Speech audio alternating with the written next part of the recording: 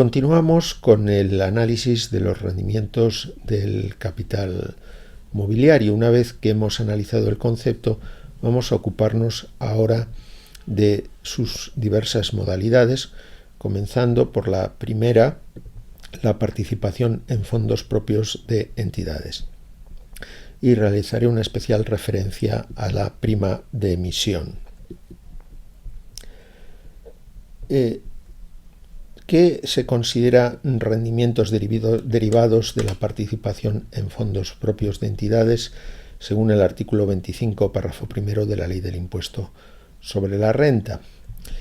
Por una parte, los dividendos, primas de asistencia a juntas y participaciones en beneficios de cualquier tipo de entidad. En realidad esta sería la definición más general.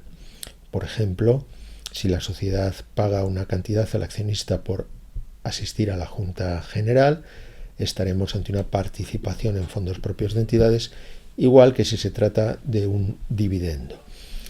La característica más importante es que estamos ante participaciones en los beneficios de cualquier tipo de entidad. Se menciona también los rendimientos procedentes de cualquier clase de activos que estatutariamente o por decisión de los órganos sociales faculten para participar en los beneficios, ventas, operaciones o conceptos análogos de una entidad por causa distinta de la remuneración de trabajo personal. Hay que tener en cuenta que las acciones no son el único título que da derecho a participar en beneficios. También lo son los llamados bonos de disfrute, que no son participaciones en el capital social, pero permiten esa participación en beneficios. Por ejemplo, puede ser que como consecuencia de la amortización de algunas acciones, el accionista reciba a cambio unos bonos de disfrute que le siguen permitiendo participar en beneficios. Pues bien, esa participación en beneficios derivados de los bonos de disfrute o de otros títulos análogos darían lugar también a rendimientos de capital mobiliario en la modalidad de participación en fondos propios de entidades. En tercer lugar, se mencionan los rendimientos derivados de la constitución o cesión de derechos o facultades de uso disfrute sobre los valores o participaciones que representen la participación en los fondos propios de la entidad. Bien, imaginemos que una persona es titular de acciones, por lo tanto participa en los fondos propios y constituye un derecho de usufructo de las acciones a cambio de un precio a favor de un tercero. Ese tercero va a ser en el adelante el que reciba el reparto de beneficios de la sociedad, pero ¿qué concepto o qué calificación tributaria va a tener la cantidad que percibe el propietario por haber constituido ese derecho de usufructo? Pues bien, también se va a considerar un rendimiento del capital mobiliario en la modalidad participación en fondos propios de una entidad. Y la ley termina con una cláusula de cierre de carácter genérico. Cualquier otra utilidad distinta de las anteriores, de las mencionadas antes específicamente, siempre que proceda de una entidad por la condición de socio, accionista, asociado o partícipe. Vamos a ver ahora el tratamiento de la distribución de la prima de emisión de acciones.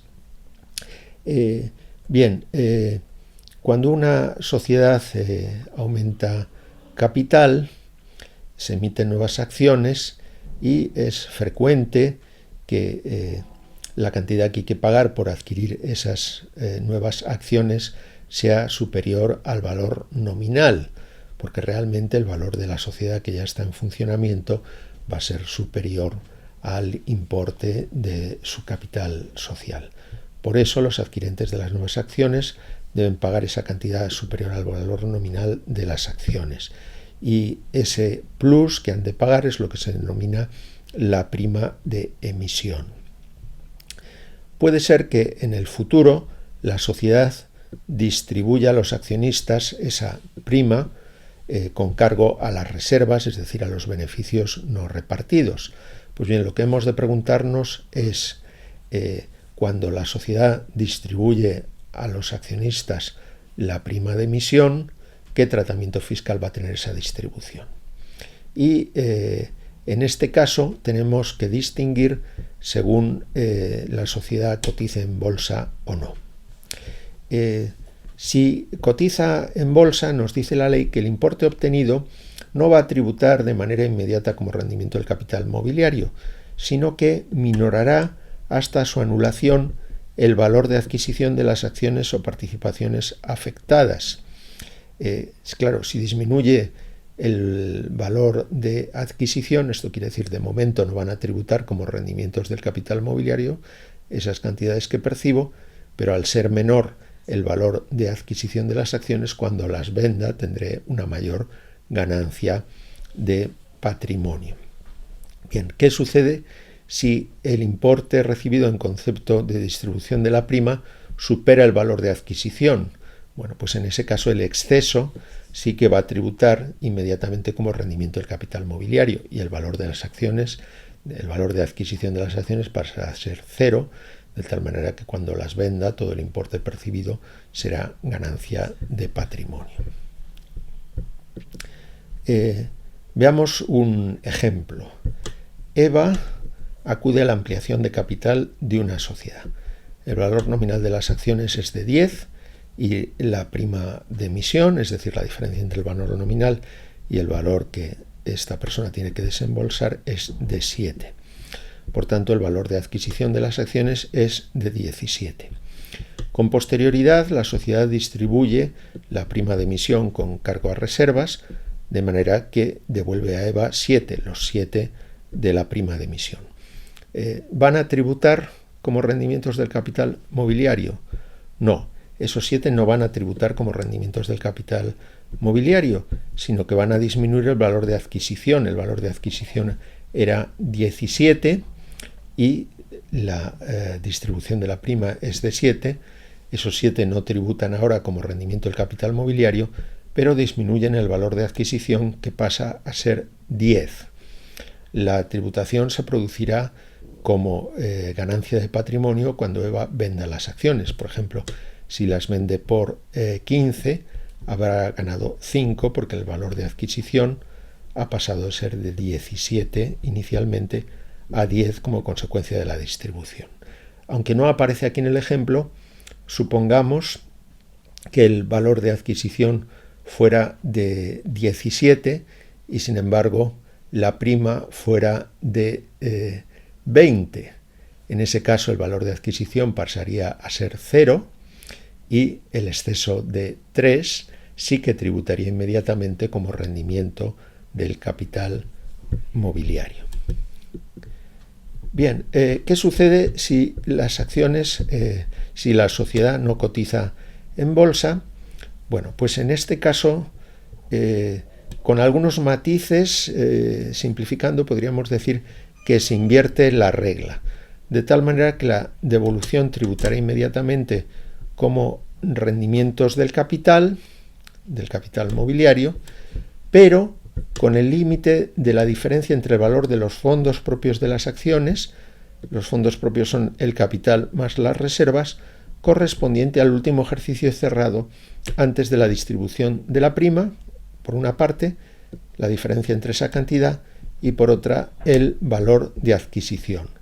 Si hay exceso, va a ser ese exceso el que disminuya el valor de adquisición a efectos de futuras ganancias patrimoniales. Veámoslo con un ejemplo para que resulte más claro.